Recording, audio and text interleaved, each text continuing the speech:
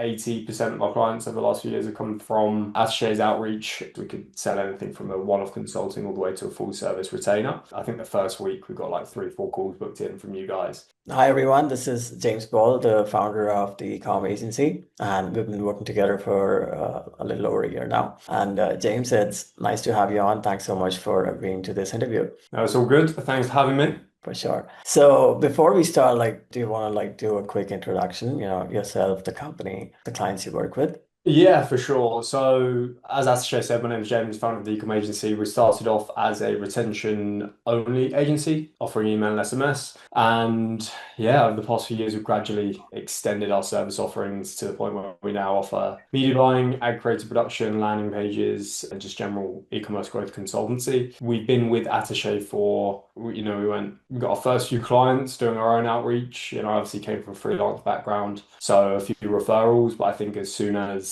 we decided that should be outsourced, that's the first person we came to, and he's been in charge of it ever since. So yeah. Good stuff. Yeah, what have results from cold outreach been like? We're a team I'm a solo founder, and managing different departments and service offerings is a lot on my plate. So we really needed a partner that could just own lead generation, everything from domain setup, keeping the domains healthy, generating new domains, averaging sort of a client a month. And that's been going on for, about 2 years now. So 80% of our clients over the last few years have come from Atishay's outreach. We could sell anything from a one-off consulting all the way to a full service retainer. And so speaking of, the beginning of the engagement where obviously, for the first couple of months, you're paying for the service, you haven't signed something yet.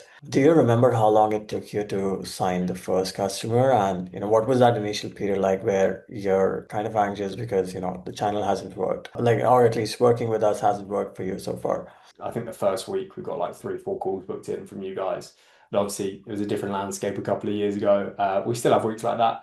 But yeah, we got like 3, 4 calls in, and I was like, remember doing the maths of like, damn, if we can sell these guys, this is going to be fun very quickly. But yeah, I think again, the sort of the cash conversion on a lead in the e-commerce space, sometimes it will take 3 months to get them over the line. Sometimes it's a one call close for those smaller consulting packages. But yeah, it definitely wasn't the case of like signing on for 90 days, waiting to see a result, didn't get anything. I got Calendly notifications very, very quickly within the first week of working together, which is always promising. And of course, that's your job as well, is to get leads booked in on the calendar, and then it's my job to turn that into cash. So what has been the range of the offers you've sold, or how much are, even if you could just share a range of what these customers that you signed pay you? we have consultancy packages, which is just like a bank of hours, 4 hours consulting, for like $1,000, for example. And then we have retainers, which range up for multiple services, for 7 and even 8 figure brands. So the scope on the lifetime value and the quality of brand we can work with is very large. And when I say quality, I think that's a bad word. I think the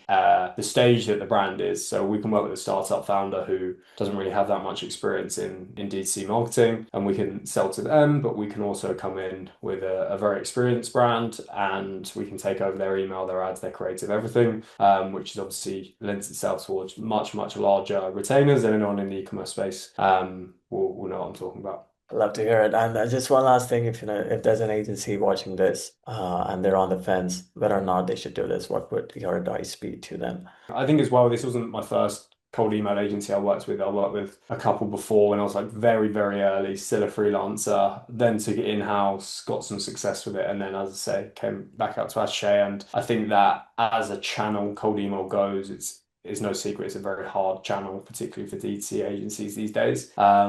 But if you don't want to do it in-house and you want someone to take it off of your hands externally, I really couldn't recommend anyone else other than yourself and your team. So yeah. Sure. Thanks so much. And this is something that would be, because you've done a lot of testing for, just channels, like you're a marketer yourself, right? Some channels do well with a certain type of clients, and then channels like Outreach, these are usually leads from here are not as easy to close as leads that come from referrals and inbound, right? So what has your experience been when you compare acquisition from, across channels? You run ads, you've done outreach, you obviously get referrals, organic growth. So, what is it that makes you want to continue doing outreach? I guess my point is a solid offering. You should have a good team, you should have good case studies, you should have good sales principles. And also one thing that we've done is just getting their card on file for a service, whether it's we're going to build you two landing page to A/B test against your current landing page. And then if it works, we can talk about creative only retainer. I'm very happy with the service. Reporting's always been on point. Slack communication's always been great. Everyone on his team has been, yeah, very, very responsive and helped us get to where we are today.